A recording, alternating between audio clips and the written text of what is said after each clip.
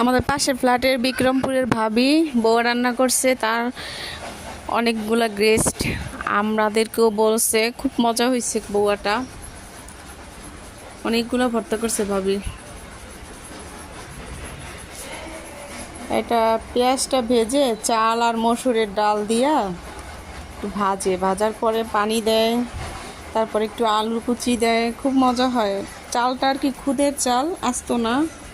আমরা বরিশাল এটাকে খুদ বলি, ওনারা বলে ভাঙ্গা, ভাঙ্গা চাল। অনেক মজা হয়েছিল।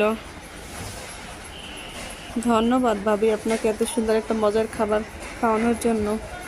আসলেই মজা হয়েছিল, আপনারা কইরা খেতে পারেন।